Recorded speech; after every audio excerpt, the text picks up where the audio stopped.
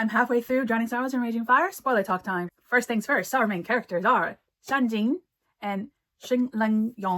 I am most likely mispronouncing those names. I do apologize. There is no glossary in this style of book, so I can't really tell if I'm pronouncing it right. I think I'm pronouncing it right, but there are no nicknames for these characters. There was a point in time where one of the characters did get a name solely as a joke from Shanjin, and he called him Mr. Perfect Real Estate, and I'll explain to that in a little bit. This book basically opens up in a prologue way back in time where Yao demons were still a thing and magical things were things, I guess that's not really the best way to pronounce it. Phoenixes and, kings and armies were fighting each other. Like any other domain that I've recently read, we start off with someone offing themselves by throwing themselves into lava. Gotta admit, that's the most creative way someone has self-exit in these books before, but that's not important right now because now we fast forward to the future, which is current day. We meet Xiangjing as he is on his way up, I'm pretty sure it was the side of a mountain somewhere, to start his very first day at the Bureau, which is in charge of any supernatural creature beings, metahumans, because in this world, metahumans are a thing, but they're not so much powerful, somewhat. There are people with a couple of psychic abilities or stuff like that, so they all usually will apply to work at the Bureau. Xiangjing is only here because he had no other choice, because he did go to college and was basically working for a company, regular salaryman, 9 to 5 type of thing. He found another guy, Shizun, I'm hoping I said that right. Saved him from vampire bats, and because he had fire power and all that stuff. You know what? It was never actually clarified whether these were actual supernatural vampire bats or what scientists actually call vampire bats, which are actually very little bats that drink animal blood. Because those are things. The really big bats are actually fruit bats, and they don't eat blood or people, but whatever. This book is very strange and has taken me out of settings before, because this is urban fantasy, just to say. There's mention of Walmart in here. For some reason, I thought Walmart didn't exist in China. I feel like they would fail miserably over there. But yeah, it's mentioned in here, so that was weird. He's following his director up the side of the mountain, and it's a pretty impressive building, right? There's giant golden dragons at the entrance. You think they're important, but they're not. Be told to you later. He's going there. He did the interview. He solely got the job, maybe through connections because of Xiaozhang, and also the fact that everyone who applied for this job was stupid, who didn't know how to apply online, which granted, that probably is not stupid. That some people just don't know how to do that, which is, that's okay. That was 2 other people out of 12 candidates, by the way. There was those that refused to fill out the form, and then when they did the personal interview, they were disrespectful, didn't dress for the part. And we all know when it comes to interviews and stuff like that, especially when you're working for a government entity, you should probably dress the part. They didn't. He literally just passed the interview because he was the last person in the list who didn't do anything wrong or piss someone off. So he was like, all right, I used to work a 9 to 5 for a small company. I was pretty much broke, in debt, and I kind of need the money. So I am okay with working for the government as long as it's just desk work. I don't want to be on the field or nothing, because they do have field agents who take care of all the supernatural creatures and stuff like that. No, so supernatural creatures exist and people with abilities exist. Okay, keep that in mind, please. For the love of God, keep that in mind, because this comes in later. He's being shown around. He's like, oh yeah, the Bureau here, it's a little bit of dead on certain areas because some people don't have certain meta abilities, because some people control the elements, which is lightning, wood, water, fire, and all that stuff. And he's like, oh yeah, I can control fire. And they're going to get his badge and stuff because it's first day on the job. The girl at the counter gives it to him and it's like, okay, have a nice day, director. And he's like, what? Direct? I literally just started. It's been 5 minutes. Okay. What do you mean director? He looked at his badge and it says director of his sector. And he's like, what the piece of shit? He's like, I just thought I was going to be someone who files paperwork, because he wants to be paid well, but doesn't want to actually do any of the hard work. Again, he doesn't want to be a field agent. He really doesn't. Because when he saved Xiaozhang's life from those vampire bats, he was instantly offered a job right there and then, even though he was just casually minding his own business, walking in flip-flops and shorts. And he's like, nah, I kind of want to just work for a regular company and just not do any of that. He only did that when his company that he worked for went under because the owner died. So he's like, well, I'm in debt and have no job now because the company owner for the small company that I was for is no longer around. Hey, can I still apply? But again, he specifically asked for nothing difficult to do because he just doesn't want to do it. He also is not human because he has an ability in his eye that he can essentially scan whatever and gets basically cheat sheets on your abilities, what you are, and stuff like that. He was born with it. He doesn't know where it's come from, but he's always had it. As he's getting his badge, they get a freaking call saying, hey, the support needs to go to these canyons because giant mutated trees are basically destroying everything. And it's a national holiday, so a lot of people are at the parks. You gotta go. We gotta go to the helicopter up front. And it's like, what? So he's running. He's like, okay, no introductions to my teammates or anything. I just stepped foot into this building. What is my Leon Kennedy on my first day of work? So they're going up there, and there he meets his fellow coworkers. There are only 3 in this team. There's this guy with a very bad cone over. He's very much balding, but he's not as old as he appears. I forget what his name is. It's like Kyo or something. I am so sorry. He was not very much important to the story in my eyes, so I don't really pay attention to him. He was more like a sniffling coward with glasses and a bit of a nerd. And then you have one of the younger employees, and the only thing really noticeable about her is the fact that she is one of the younger ones and that she is pudgy and likes to eat. And Xiangjing makes fun of her looks. And then the other one is Bai Zhengna, I believe that is her name. They call her Miss Bai. It's like B-I. And she is a middle-aged lady, pink cardigan, and she likes to knit. The dude with like the comb over, his ability is like to grow his body almost like a plant. Don't really remember what the pudgy girl's ability was, other than that she's the tech savvy out of the bunch because she is young and knows how to use the tablet. All right. Miss Bai is able to psychically alter people's memories by using her powers of suggestion. So she's been in the bureau for about 30 years. So keep that in mind, people. Xiangjing finds out that the former director of this sect retired and fell ill mysteriously. So, and then, so he's like, I'm an outsider, and I got the director spot. Okay, that's weird. Whatever. We need to go to this canyon thing, right? So they're in the helicopter. He's being debriefed a little bit at the time. They're just going through stuff. It's a 2.5-hour flight to wherever the situation is. I believe the mutated trees are basically absorbing all the trees, nutrients, like the living normal trees and like animals and stuff. And there's like hikers, so they need to rescue them, but they also need to remind them that, hey, there are no supernatural things in this world. Again, people know metahumans exist, but giant mutated trees, they need to be like kept quiet. You didn't see the trees. These are not the trees you're looking for, essentially. Which, again, it's a little weird that they acknowledge that metahumans are a thing. You can apply to work for this government bureau that people know, the ARB or something, I think it was called. They know it exists. And they still try to be like, nothing is weird. You don't see anything. There is no supernatural creatures. And it drove me a little mad because I was just like, you are literally a government entity with people with fucking abilities and psychic abilities. You know this stuff is real. But you try to make sure that no one outside the bureau actually knows things. Like, what the fuck? Anyway, during the flight, Xiangjing finds essentially a Reddit post from a mother saying, help, my son is not acting the way that he usually is. It's basically this mom saying that my son was a terrible student, disrespectful of the rules, didn't like to do anything, was very much lazy, played video games all the time. And now all of a sudden, he's respectful. He's doing great in school, that he's actually ranking pretty high in his class. He doesn't say anything bad. He does his homework. There's something wrong with him. And everyone in the comment section of that Reddit post says, like, sounds like your kid's learning to be more mature and responsible. Why are you complaining?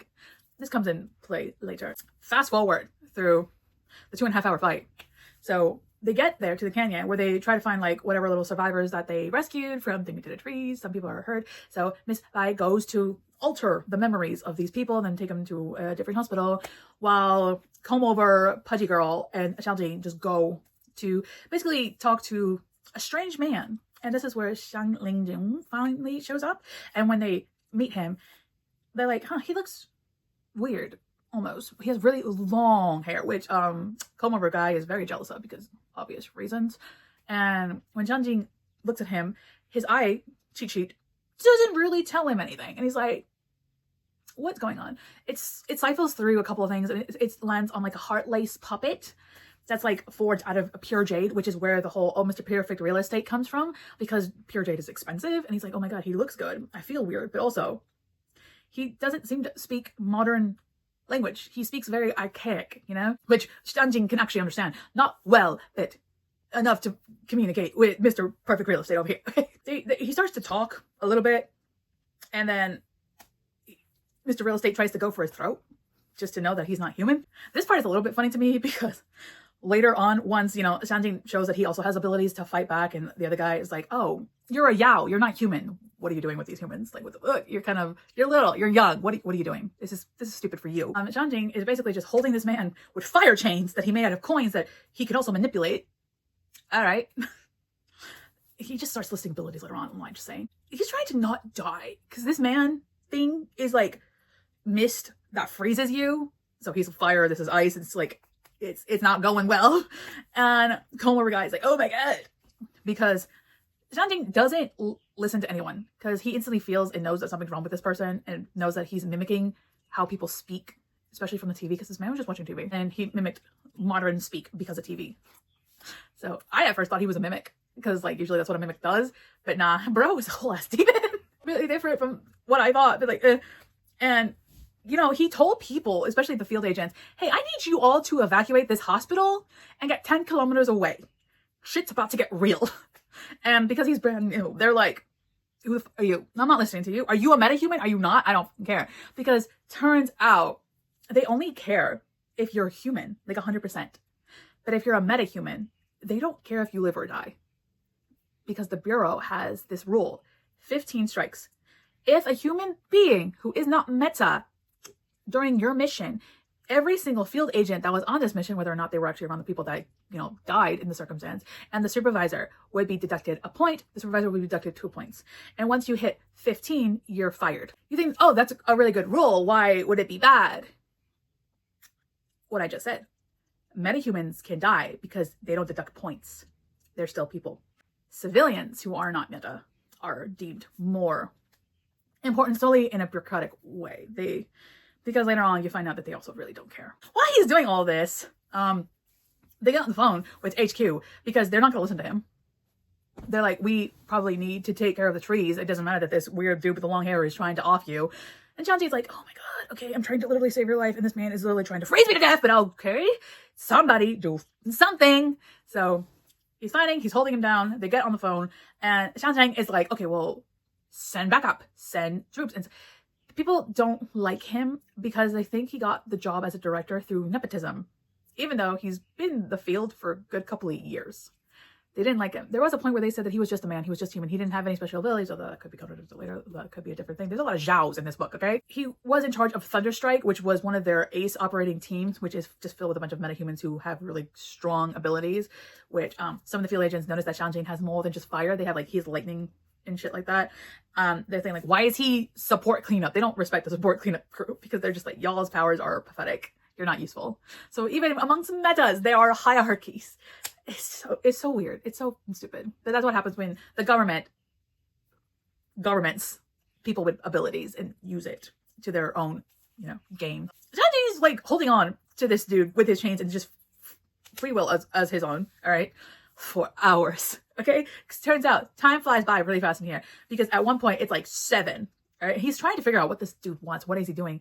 Because it looks like these beings are targeting the field agents in the Bureau specifically, like not civilians, just specifically.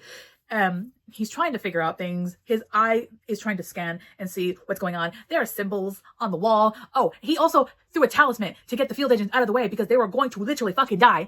And the field agent were like, that's illegal. You can't make a talisman without prior approval. He saved your life. Like the first time the chain broke, this Miss dude was going to go for your intern. Just imagine you're an unpaid intern going to just do field work and then all of a sudden some giant guy with long hair tries to freeze you to death. And your supervisor's pissed that someone saved your life because he didn't ask for permission to make a talisman. Again, Shanjin does not give a fuck about what anyone is saying because he's literally just trying to keep everyone alive. That's his goal right now. He's also trying to figure out why Mr. Perfect Real Estate and him feel like they're connecting a little bit. He's like, are you flirting with me? Like, because Shanjin literally says, you intrigue me. You can live if you just leave now. I'm being nice. He also said that it was bad manners that he was a little disrespectful when they met. And I was like, sir, you tried to slice his throat. You mean bad manners? During this whole thing, it's literally just a standoff with Mr. Perfect Real Estate and Shanjin. Like, they're just like standing right there. There's ice and then there's fire chains and the fire's trying not to dim. And he's like, I am literally feeling like my lungs are freezing. My eyelashes have icicles on it. It's very fucking cold right now. Okay. And he told everyone just to leave and to evacuate. It's going to take time to evacuate.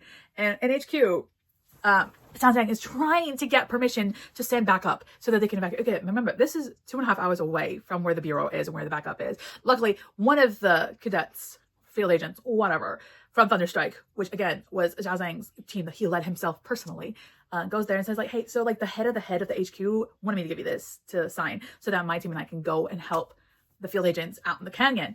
The other people who were there who did not want to help whatsoever, because they were like, we need to file paperwork and like see if we can send back up because like the mutated trees. And I'm just like, this dude is literally going to kill all your field agents and the entire hospital is going to freeze. What the fuck is wrong with you? Let's also not forget there's blood just oozing everywhere. But sure, whatever. Paperwork is so stupid.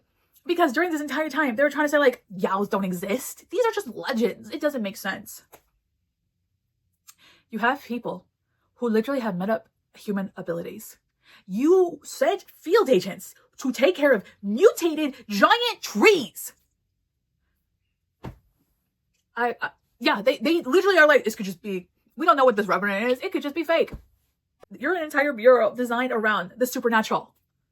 What the fuck? That entire section just pissed me off because they were like, we need to file paperwork. We don't even know if he's telling the truth. We don't even know what it is. It could just be all legends. Because then Xianjing, that poor boy, has literally been dragging out information, and then his like cheat sheet keeps changing and it's like, okay, you're a demonic revenant and you're here because a summoner brought you to life because he's talking to him while also trying not to freeze, by the way.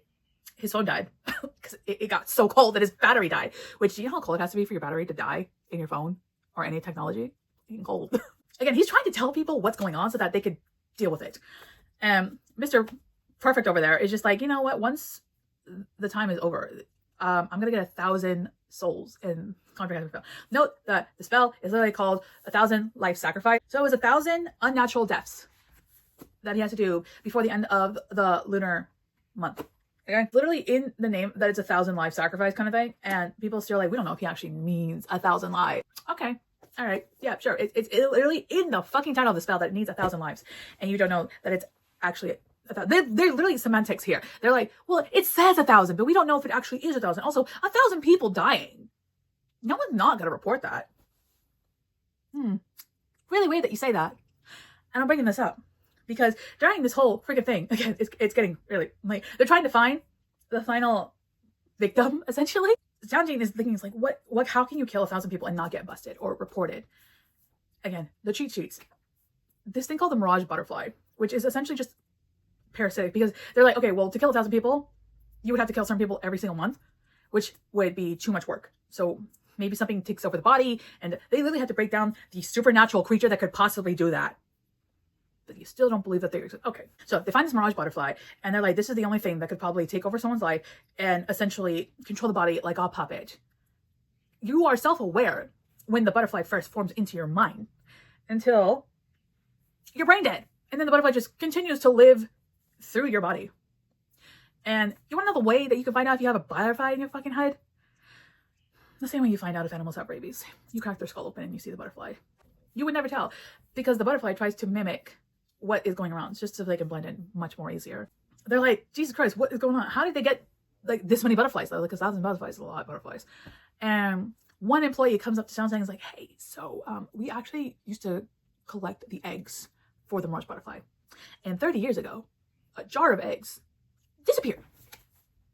And the former director that put you in charge knew about it because he signed off that it disappeared. But they didn't bother to look. And it's like, what do you mean 30 years ago? And it's like, 30 years ago, these very dangerous supernatural creatures just disappeared from our bureau. And we just never checked it. Go figure. They're trying to find out who could have done this and find the last victim. And then they remember that Reddit post. And they're like, you know what? The only person who could actually notice a change in someone's individual like mindset is probably an overbearing psychopathic mother who likes to live vicariously through her son. And like, she's living vicariously through her son, who is a deadbeat, no good, just terrible student and lazy. Oh, that's not healthy. And they find the Reddit post. They track the IP. That takes a while. Of course it does. And like, they sent field agents, SWAT style, to go round up the victim. Although apparently the butterfly can also self-destruct. And, you know, instead of approaching it like a normal one, they knock, pretending to be maintenance for the apartment complex, saying, hey, there's a gas leak, we need to talk to you. And the mom sees these field agents in all SWAT uniform style with weapons, and she freaks out. Normally, that's what a woman who's by herself with her own middle school age son would do. And they force their way in and then steal her voice to shut her up so that the butterfly doesn't know that they're here to take it. But the butterfly senses them, and they're like, oh, supernatural beings, I need GTFO, throw himself out the window. and they throw a net and stuff on this teenage kid and probably traumatize the mother. Also, they did realize that the son was trying to ask for help via really weird symbols, which is probably something that tipped his mother off that something wasn't right, other than the fact that he became a good student and a respectable citizen of society in the standards that it is for them. Again, very weird, but like funny at the same time. So they're like, okay, we found the victim, who must be the summoner B, and like there was someone in the car where the other victims are, where Miss Bai was.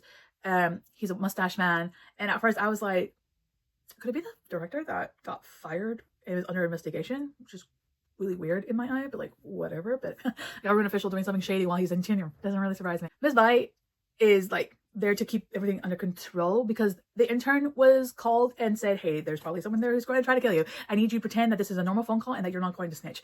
And the intern is shitty at their job and they have terrible acting skills. They're like, oh yes, we are approaching the other hospital. People, please don't do anything reckless. So Miss Bai takes charge. The dude starts to fight. They were able to get everyone out of the freaking van. There's already a sniper waiting at the top. They have a special bullet, which its ability is to only shoot people with meta abilities. So this is a safety feature, so it doesn't actually hurt civilians who don't have any supernatural anything in them. The mustache man takes Miss Bai as hostage, and she is a metahuman. So during this entire situation, they have until 11 to do this, and they're down to the wire. There's like, if we don't kill the mustache man, the son will die, and he was not even meta, so his life is worth more. And then Xiao Zhang is like, Miss Bai is been with the field for like 30 years and she only went to support after she got injured and she couldn't be in the field agent anymore. They're like, okay, well, you have to make a decision now. It's either her or the child. He orders them to kill the mustache man, even if Miss Bai is in there, because again, the bullet will go straight for anyone that's meta.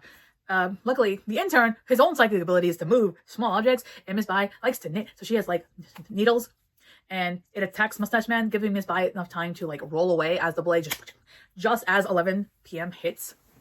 And everyone's like, oh my god, we did it. We saved the kid. We stopped the summoner. Wasn't a summoner. Once 11 hit, Mr. Perfect Real Estate goes full powerful because he has 1,000 souls now. So he's about to blow up the hospital, essentially. And Xiaojing notices this and sees this, and he's like, fuck everything. But then the Pudgy girl stayed behind, and he's like, what are you doing here? I told you to leave. Note that during this time, Xiaojing kept calling Xiaojing. He's like, I'm gonna get you 10 cell phones because you're the only person who's actually facing this thing, and we need you to tell us more information. And he kept getting pissed off when the phone would either die or break. There was a time where Xiaojing used his own abilities to just levitate his phone to his ear until that one died. And then when the chains broke, he used a magical fire sword to attack the damn thing and hold the chains. And I'm just like, what else do you have? And then we noticed that the building was about to go. He told everyone, get the fuck out of the building. I told you to get 10 kilometers away hours ago. Why are you here? And then Pudgy Girl's like, I can't leave without my director. You are my boss. And also, Komura guy is also downstairs waiting for orders. He's like, wait a minute. You guys wouldn't leave without your director's orders. Miss Bai didn't do any of that. She just went by herself. And that's when he starts putting in the pieces together. At the same time, Xiaojing and like Xiaojing are like trying to figure this shit out. They start to find out certain things. Miss Bai originally didn't have meta abilities. Something traumatic happened in her life that made her powers come forward. And it was because her mother, her father, her husband, and son were in a horrific attack by 2 giant mutated snakes that the Bureau unfortunately had let escape during capture. And the snakes attacked and trained and then started trying to suck the souls out of all the passengers there. However, the Bureau were able to save people so that there were no casualties.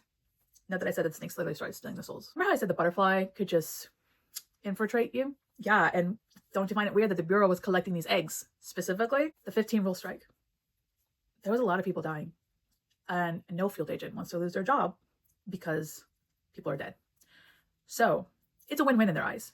We save the people, they go back to their loved ones, no one gets hurt. They started infecting the dead with the butterflies so that they could say there were 0 casualties. Miss Bai, when she started working for the Bureau, something happened where they had casualties. This is when she was a field agent. And her boss was like, no, don't worry about it. This is what we always done. And they put the butterflies in dead. So she found out what was going on.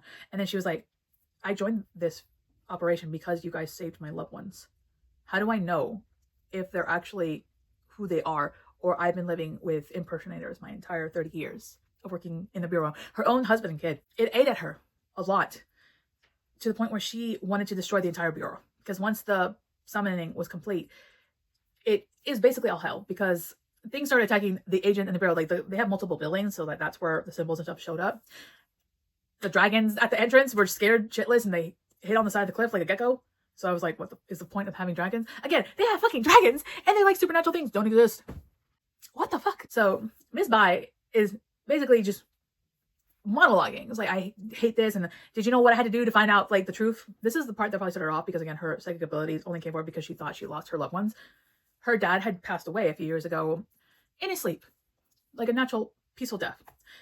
But because of what she heard, she was like, I'm so scared that if I crack his head open, it's going to be a butterfly. She cracks his head open because she snuck back into the funeral home before they cremated him. And there is indeed a butterfly in her dad's skull. And that set her off completely, because in her mind, it could have been her psychic abilities messing with her mind.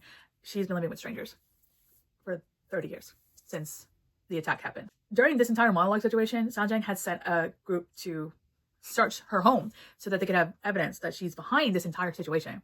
And when the field agents went in and they saw what was in the house, they were like, oh, okay, she's 100% behind this, because her husband was dead in his bed, her son was also dead, and her mom was dead. She had cracked their skulls open. The sad news is, because Zhao Zhang asked, did they all have butterflies?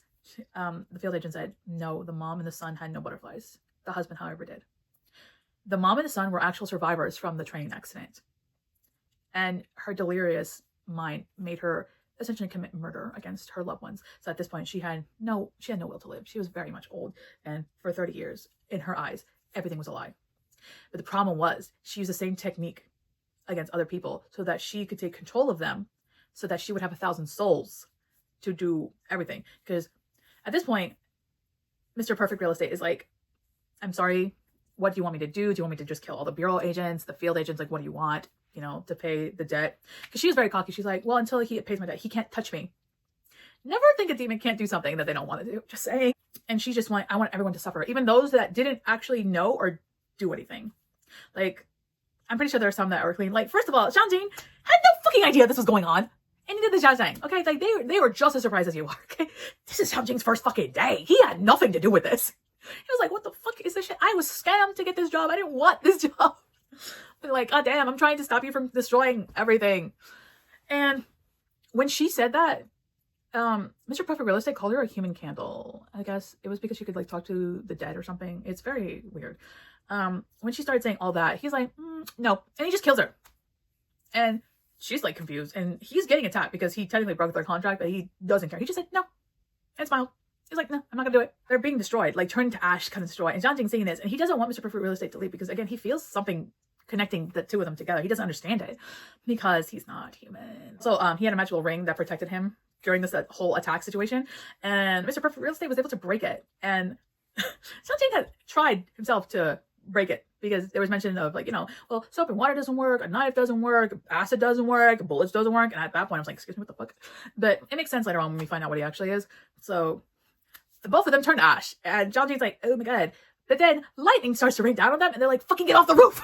Because they're on the roof of all places. This is the worst place to be during a thunderstorm. So like everyone's just falling off and rolling to get off the fucking roof. Once that's dealt with, he wakes up in the hospital being like, what the fuck just happened? I feel so weird. Also, I need to crack my neck. So he does that. Xiao Zhang comes in. He's like, here's your sword. Usually we're supposed to report this thing. No one cleaned the blood off, so sorry. And Xiao Zhang's like, it's whatever. He cleans the sword. Note that the sword apparently goes back in his sheath, and the sheath being his spine. All right. Xiao Zhang and him just like, they smoke in the hospital room. He blocks it so people don't come in, and they open the window and just like, you look like you need a cigarette. They're like, oh my god, I can't believe 30 years, all this stuff. The Burrow would just do this because they don't deem meta-humans worth anything. Because human beings should be on top. And Xiao Jing's like, yeah, that's a little weird. The Revenant dude definitely got away, so sorry about that. You're not gonna find Miss Bai's remains because girl, they turned into ash. And then lightning struck the entire roof. So she gone. 100%. Also, she might have been sleeping next to a dead body, which is weird. I don't know how long she did that for. That mentally she was definitely 100% gone. But she died in a very horrific way. So I guess that kind of makes sense for, you know, killing 1,000 people for revenge on a government entity. But like, you also killed your mom and your son when they weren't weird. So you definitely had some mental problem. Zhao Jing's like, hey, I'm gonna go to my hometown and do a little bit of research because Mr. Perfect Real Estate seemed to know me, and I am very curious as to how and why because I don't remember my past a lot. So he's like, I'm taking a week off, and we see where he goes. His wings are back. He has fire wings that protected him All right, it flies to the Crimson Canyon because that was also one thing that Miss Bai did in fact want it. She was like, I want the flames from the Crimson Canyon to rise again, and that's when like Mr. Perfect was like, wrong, you're dead. So he makes it back to the canyon and finds his resting place. He's in charge of flames. All right, he's a keeper of the flame, and there's like ghost weapons everywhere, and they treat him like he is royalty. We find out that whenever the keeper of the flame dies, another one gets reincarnated. So he woke up as he is now, as a grown-ass now. He will never age, he will never nothing. And when he went out exploring to see what the state of the world was, a car accident happens with a man and his son who is roughly the same age as Shanjing. Shanjing goes to like get them out and save them and stuff like that. But the son is completely dead. He died on impact. And he's like, all right, well, I'm going to take one of my feathers and like see your memories so I can sort of maybe come up with something. And he gets kind of a few memories, not really a lot, just like the loss of life, going to college, the girl that he likes, all that shit. But he uses this opportunity to basically assume the identity of the son, although not truly, because Shan was already the name of the guy who died. Ji was his actual name that he was born with, so that's what he kept with. And eventually, since he was like 18, he could legally change his name without anyone actually questioning things and, you know, going up like, oh, you've changed, yeah. So the dad assumed Shanjing was his son, and he was like, it's okay, we're gonna be fine, we're gonna find help. And Shanjing miraculously calls like emergency services out of pure fucking luck because he had no idea how to use a phone. And then he goes with him, learns about modern time, and like kind of tries to live a normal life, but not really. He goes back to where he came from, and like the weapons are all happy because apparently back in the day they used to form weapons by fusing real human beings still alive into the weapons. And these weren't even like warrior soldiers, they just took people, they just killed them into weapons. Because when he goes back, these two weapons, which is like an axe and a sword, they're saying like, hey, I'm ready to pass on to the afterlife. I'm kind of tired of being a rusted old weapon. And Shanjing is, you know, he's like, okay, I'll do that. Let's go to the altar. Let's do the ritual because they've done this multiple times apparently. He'll ask them, do you have any regrets? Like 3 times. He's like, hey, is this what you really want? And when he pulls the fire out, the weapons go into it and they basically melt. And then the souls of the people that they once were before they became the weapons, because like they don't really have a body anymore, like a real human being body when they're weapons. They see their souls, and the axe was like a scholar. He was probably poor. And the sword was a young girl who probably wasn't even a warrior. So they were taking people back in the day, putting them into weapons. And he's like, all right, well, time to rest in peace. Although I still need to find out who brought back that revenant, because he literally says, hey, I don't know what happened. I was sleeping. I was in my coffin. Someone woke me up. I'm here.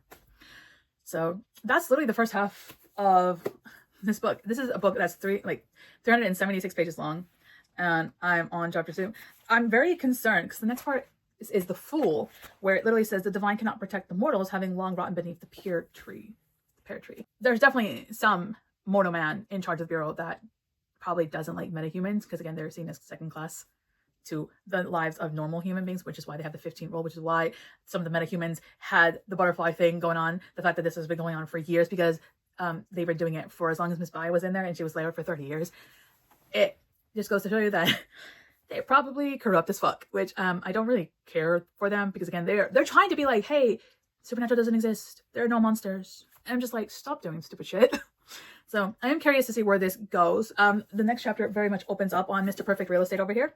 So I'm wondering, I don't know if they're actually in a relationship, because it doesn't really give that vibe yet. Although they did meet in the weirdest of circumstances. But hey, I still have basically 6 more chapters left to go, and then I'm finished with this one, and then we'll see whether or not I continue to read this, because this book is $30. That's a lot of money. So we will see. I like the fact that this one so far hasn't actually cracked the spine or anything. This is not from 7 Seas, which is great, because I hate 7 Seas, especially when they started to say that they're going to use AI for translating. Fuck you. Yeah, excited to see where this goes or not. We'll see whether or not I want to continue reading this. I did order new books, and I will talk about those later. So yeah, until next time. All right, finished it. Spoiler talk time. The book was a solid 3 out of 5. Okay, once I got to the halfway point of the story, I realized something. I do not give a fuck about the characters, like one bit.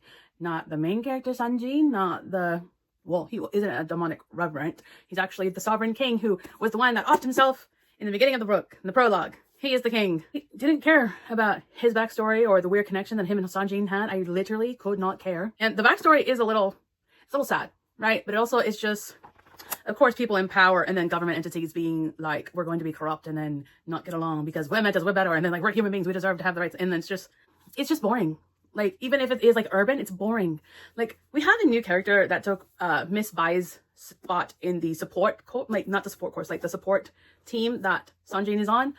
And this poor boy, Young Chao, his meta ability is actually pretty useful, right? His ability is not like he can feel intense emotions from people, but also if he has an item, he can find the location and the physical condition of the missing person that they're looking for. But because his meta ability was labeled as a novelty in the psychic class, which honestly I was like, if he had the right training and stuff like that, he could actually be useful in the field to find people.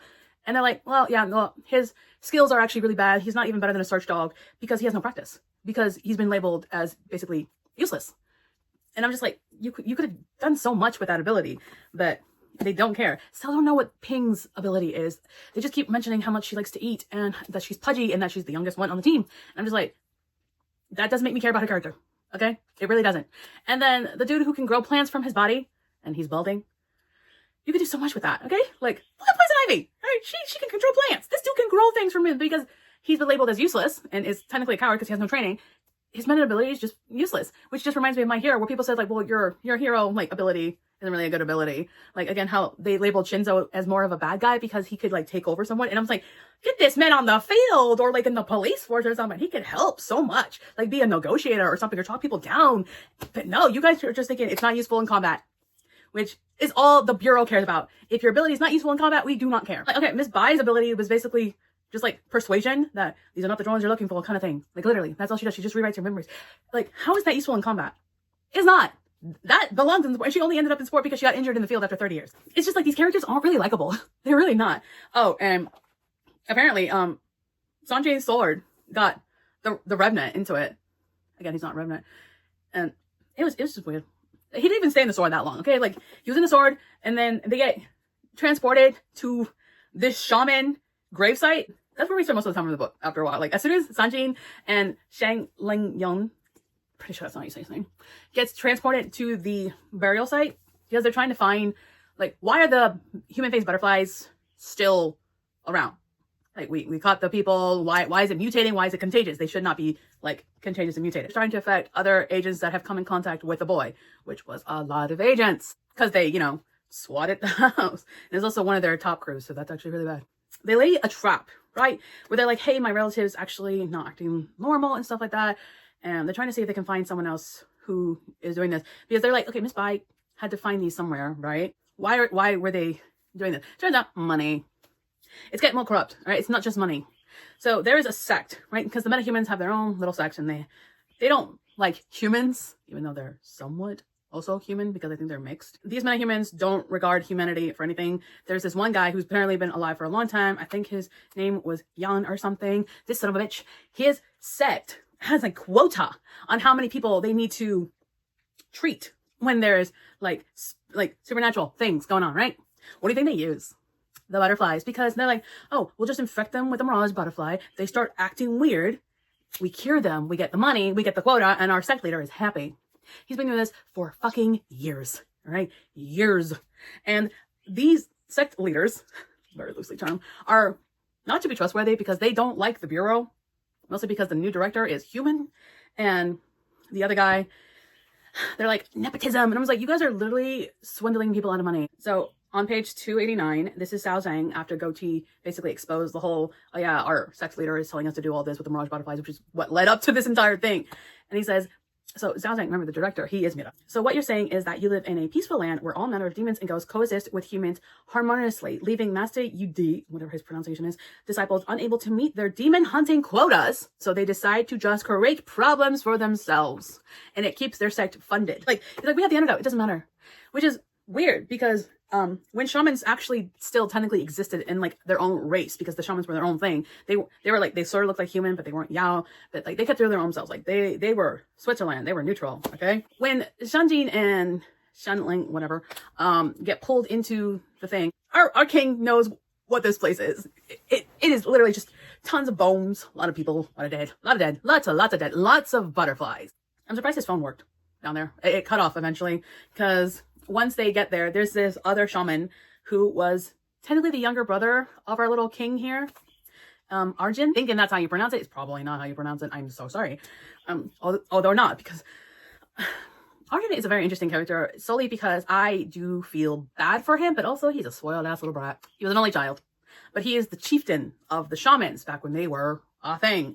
The little king was introduced to the shamans because This is something that the king himself said. He's like, my mom and her advisors made up a prophecy stating that the one to save humanity from the Yao was going to be the prince of such and such time, and it's me, even though I honestly think my mom and the advisors are bullshitting. This is literally his words. He does not believe this prophecy was just fucking made up. All right. Sanji's like, oh wow, look at that. He's an atheist.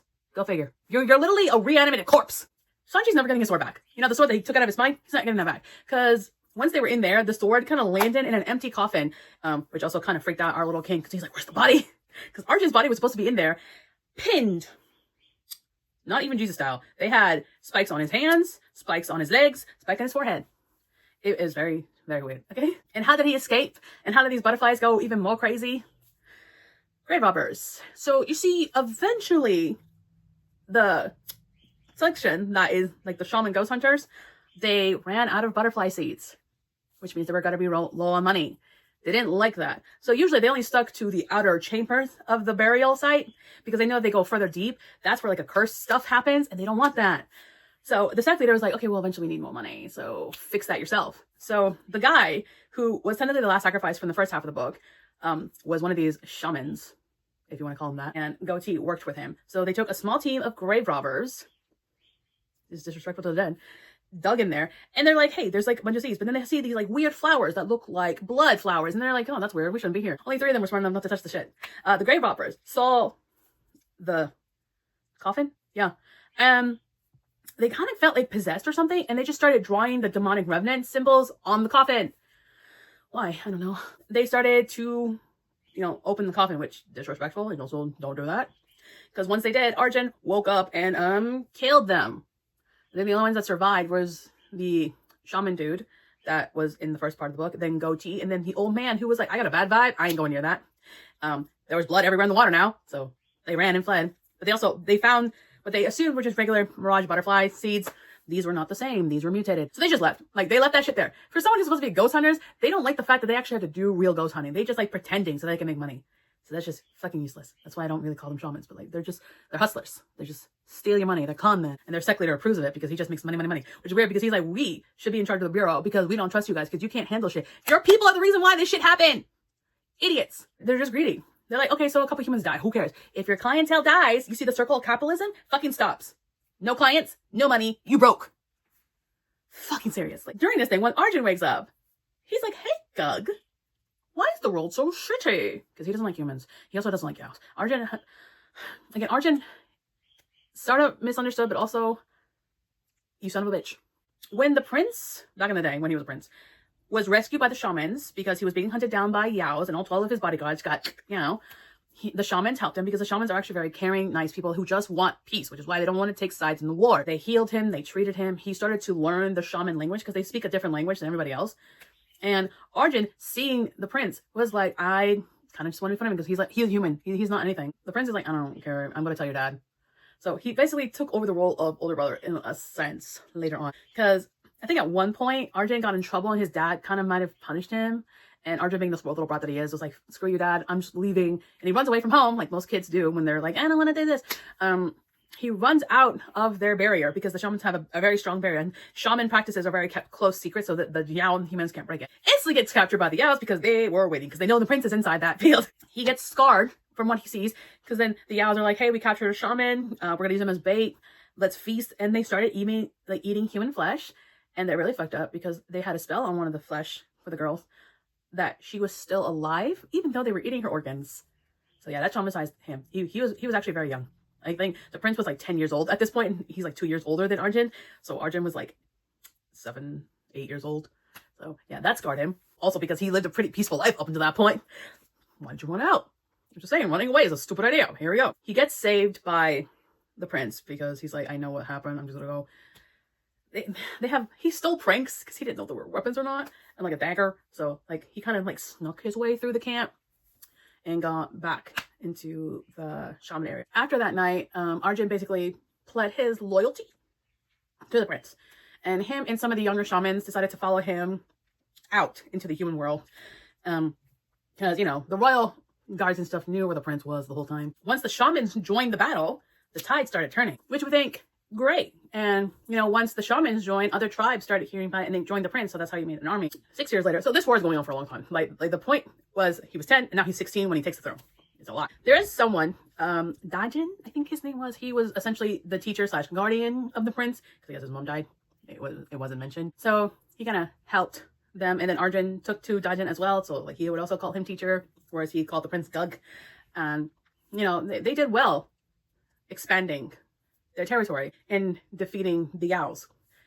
At one point, Dajin sends a letter back to his dad because his dad's still back to where the shamans originally lived. He was told that, hey, your letter got intercepted, which is why you're not supposed to reach out to your loved ones, by a rat Yao. Okay. And his dad is dead. So now, like, Arjun is now the chief of shamans. So once his father dies, he has a super mega hatred for every Yao, even those that are half-breeds. His words, not mine. Because at one point, the Yaos that are mixed human and, you know, the humans, they joined the prince's side because they're like, hey, we're not Yao enough for them, so we're hoping that you guys will be okay with it and we want to join the army. Arjun doesn't like them. In fact, even when a Yao village surrenders, he destroys it completely. And Dajin sees this and he's like, we can't allow that. They can't just kill a bunch of people who surrender. That looks bad. Now, everyone is starting to hate Arjun specifically just because he's spoiled, and the prince kind of is very leeway on him. Like if someone gets insulted or he's disrespectful, people complain to the king. He's like, don't let anyone hear this. I'll take care of it myself. And he goes to him later that night and he tries to talk him down because he spoiled it. There's something I forgot to mention, that this entire section of flashback backstory thing is, they called it retrograde. Okay, we're basically watching the king's memories. It only makes memories of one person, right? Note that this is all a bunch of stuff that is going on from multiple points of view. Sanjin at the same time is like, oh yeah, I've heard about, you know, Dajin. Is he really as like pretty as this like history says? Also, you do not look how history books described you. They said that you were like 10 feet tall, very muscular and stuff like that, and you are not literally what he looks like. It's like pretty boy. So he's like, I feel like history is not really truthful. I'm like, whoever wins writes history. So during this whole thing, Ajin is getting worse and just killing a bunch of people. Dajin's thinking, I need to take care of this. This is getting a little too extreme. They were going to just lock him up, and then the king was going to go talk to him and be like, hey, you can't be doing this. You can't be going crazy. You can't be bloodlust. I know you're upset. You want revenge, but let's temper it down a little bit. Now, during this time, a lot of the shamans have intermingled with the humans, and because their spells are so good and the Yaos can't break them, a lot of human villages near the borderline between the humans and the Yaos were living lives pretty well. The humans were very thankful for the shamans because for them, they kind of had a sense of normalcy even though they were in war for a very long time. Found out the shamans' favorite food and fruits and stuff like that, and they would give them the food and just thank them a lot. Somehow, Arjun found out that he was going to get, you know, scolded because, again, the king didn't really want to do it Arjun's way. He didn't want to destroy all of Yaos. That defeats the purpose, especially since he allowed half Yaos to join the army, but he also kept them secluded so that Arjun didn't find out and kill them. And he found out, and he was mad. So he did what he always did. He did what Chan and he ran back to the shamans and said, like, we're all leaving. Remember, this is the village right by the border. So the shamans didn't care. They listened to their chief and left. They knowingly, willingly left humans defenseless right near the Yaos. And what do you think happened? The Yaos completely demolished the entire village and killed and ate every single person. When the king finally arrived to the village to give backup, he saw an old lady. And he said, Yaos usually avoid old people because the meat is very tough and chewy. They don't like that. They prefer young. And the reason why they picked her was because during the time of the attack, before she found out that the shamans left, she was carrying a jar of peaches. And that is Arjun's favorite fruit. And when they attacked, it broke all over her. So I guess he said her body must have been very sweet. Obviously, once the shamans did leave the villages and the humans defenseless, humans were pissed because they thought, hey, we thanked you. We are very grateful for you. We gave you food. We didn't ask for anything in return. You left us to die because Arjun said so, knowing that if you left, we would die. The humans and the Yaos picked one target, the shamans, because during the time that the shamans were intermingling with humans, they told them their spellcast, their secrets and stuff like that. So their shield around their area was able to be broken very easily because the humans knew how to do it. I do think it's kind of sad. But also, the shamans had free will at the same time, and they knew that if they left, those human beings would get killed. Like, there was no chance that they were going to survive. They were human. And they still left. does it matter that what happened later kind of made me think y'all kind of deserved it? I really don't want to say that. I really don't. I feel like this could have just been worked out if Arjun wasn't such a spoiled little brat. But also, it's not his fault, really, technically, because he was made into a weapon by Arjun. Remember how the prince happened to be found by the shamans because his 12 bodyguards died because he was being chased by 3 owls? Arjun set that up. Supposedly, maybe. Sanjin's looking at this and he's like, it's a little weird. It's a little weird. If this is your memories, how do you know this? So whether it's true or not could be defined later on. There were no rat yows. Arjun did that because he knew that if we can get the shamans to help us, we can win the war. He didn't calculate how emotionally fucked up Arjun would be. Once Arjun started just killing willy-nilly, he's like, okay, I might have fucked up a little bit. I need to get rid of this kid. He made sure that Arjun found out that the king had a village, section, whatever, just filled with half-breed yows, okay? Which would drive Arjun pissing him out and run away. Because it worked before. Again, I don't know how truthful this is. So the shamans go into the burial mountain because they worship the mountain and stuff like that. As long as they're good, like their goddess and stuff will protect them. And they locked out all like the yows and stuff like that, trying to kill them. Because yeah, they were going for the kill. So they're like, hey, we just need to hold out until God gets here and he'll fix everything. Because still at the end of the day, Arjun still thinks of the king as his older brother and he will save them. He tried. He wasn't there on time. And this is where things get a little weird. Because there's 3 people watching this memory in retrograde, okay? You have the king, you have Sanjin, and then you have Arjun, his reanimated body, whatever. One of Arjun's, like, second in command, like his best friend or something, turned out to be a heart-lace puppet that Arjun made. Again, this is all just speculation. He does the one thing that you're not supposed to do. You desecrate the burial mound. So he sets fire into the water, and then the goddess just abandoned the shamans. So they all start dying inside, and if they go outside, they'll get killed. And then once, like, the king arrives and Arjun's there, he turns into a phoenix of some sort and starts technically killing the shamans because during this time, they were all infected with the butterflies. So basically, they're zombies. And they're all mad at them for not coming in time to save them. So there's 40,000 shaman, and decisions had to be made, and they start hacking heads off. The prince even uses... I use the term prince and king interchangeably, I'm sorry. And cuts the heads off, and like there's the butterfly, and there's like, okay, we gotta go with the head, and it's the same dagger that Arjun gave him when they were kids, that his dad gave Arjun. And I was like, oh, that's good. Now during this memory, Sanjay's getting like, something in my gut is telling me that I am in danger. Because we switched to a memory where Arjun's mask, because he always wears a mask or something like that, gets knocked off, and then behold, it's actually Sanjin's face. And then Arjun sees that and goes straight for Sanjin. He's like, he tries to choke at him. And he's like, I knew this! This was a lie! This is a lie! But Shang Lingjing takes this opportunity to start putting the spikes back into Arjun. And, you know, puts him to sleep. And, like, once he's done that and the whole retrograde is off, Sanjin, holding his throat, coughing, is like, I cannot believe you used me as bait. And those memories aren't even true. The king's like, oh, what made you think that? And it's like, really? We saw 3 different people's point of views, and this was supposed to be your memories. But you knew Arjun's, like, point of view. When you weren't there! Arjun, you weren't there! And we never saw his face. And he's like, well, honestly, that wasn't actually the lie. I had never seen his face. He just wore a mask, like human face mask, so I didn't know what it looked like. But using you as bait was good. So, thank you for your usefulness. And Sanjin's like, what just happened? Okay, I should be paid more for this. Because not only did you use me as bait twice, now you had this motherfucker kill my only witness to the crimes that are being committed. And my phone is done. And we're still stuck here. So what are we gonna do? Well, it ends with basically the king, like, putting Arjun back in the coffin, closing it up, and then coughing up blood. And I'm just like, I don't care. Like, sex being corrupted, the government also kind of being corrupted. And just, like, the characters are just not really likable, in my personal opinion. Like, I don't feel connections to any of them. I don't really care about Sanjin also being reincarnated, like, multiple times, like 30 or so times. And then homeboy over here being like, hey, I just want to sleep. Like, I literally walked into that, like, lava to get sleep, and you won't leave me alone. Because, like, he just wanted to sleep. But also, his sword was, like, his body for a bit and, like, reanimated. So now he's technically, like, human-ish. So, weird. That also that he kind of like, I don't believe in prophecies and stuff like that. It's stupid. My mom made it up. I'm just like, reanimated corpse. Okay, sure. It's just, like, the whole, like, I don't believe in it kind of thing. And, like, superpowers, like, supernatural abilities and stuff exist. Possession exists. Other metahumans exist. But you still want to deny it. You're not even supposed to be like, it's been thousands of years, bro. That does seem ridiculous. It does. But also, I just think it felt kind of draggy once I got to the second half of the book. And I hate when that happens. I've had multiple books where I'm like, oh my god, the first half of the book, pretty interesting. And the second half just doesn't do it well. And I'm not interested in the plot. I'm not interested in the characters. Like, I can't even say that I actually like any of the characters, which is sad. So if I'm not interested in the plot and I'm not interested in the characters, I'm not going to keep reading. So again, this book was a 3 out of 5.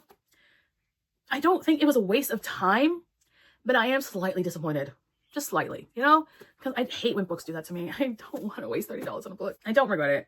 I mean, I did annotate this book, so I'm never going to sell it. And it's a very nice book cover, just saying. That's it. I'm sorry. I'm not... Technically, I didn't DNF the book. I did DNF the series. It's not the first series I've DNF'd in 2026, but like... life is too short to force myself to read books that I don't have any interest in, including series, because I have multiple different books on my bookshelf that I would actually rather read that are also series. Because I don't read a lot of standalones, surprisingly. So, anyway, I hope you have a nice day.